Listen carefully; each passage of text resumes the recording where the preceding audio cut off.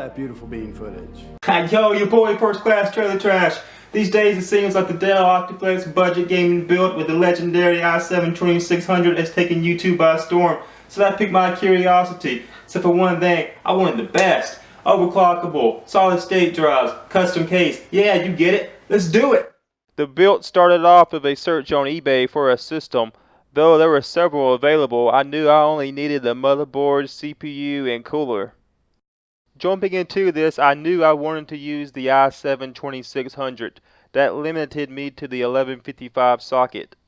After some research, I learned the Optiplex 990 and 7010 both support the 1155 socket with Sandy Bridge processors. The difference is the 990 shipped with the second generation and the 7010 shipped with the third generation processors.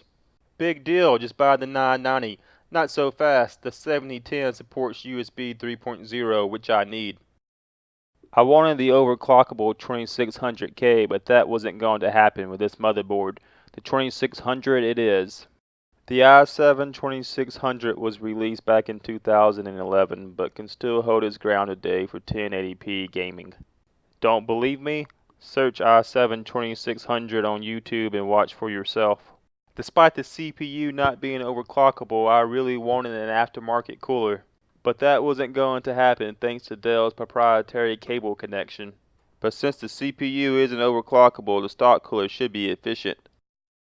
Yo, Trailer Trash, I believe it takes more than a motherboard, CPU, and cooler to build a computer. Yeah, you're right. But if I were to buy the Optiplex computer itself, I wouldn't need that slow grandpa hard drive. 8 gigabytes of memory? Man, this is 2019. I want 16 gigabytes.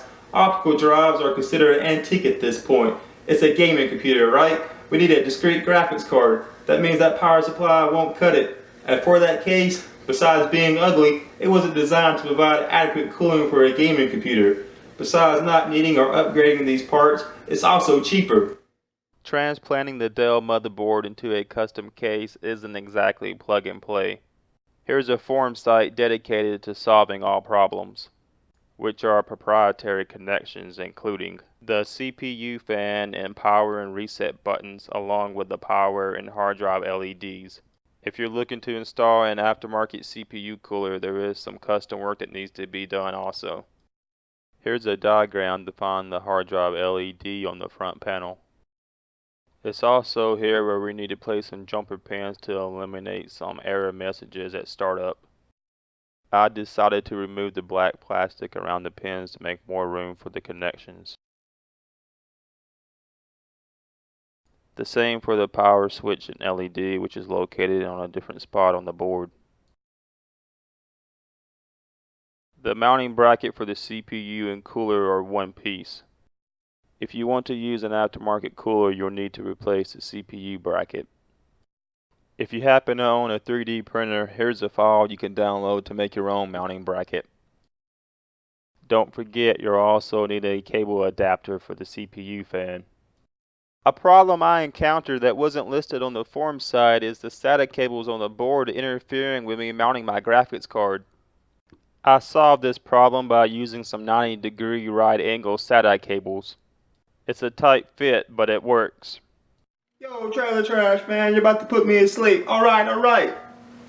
Now, roll that beautiful bean footage. Yes.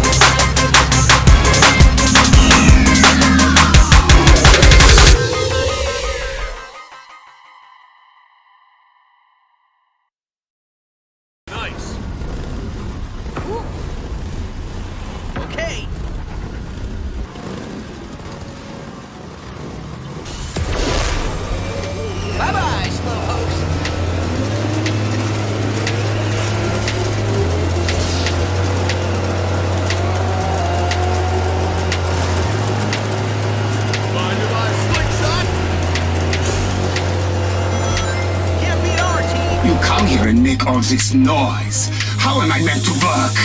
You must stop living. Come out, little pig! I shall just shoot you. Fools! That was the easy part. See what I have for you next, piggies. Shit! Mein Carbine did not enough of this.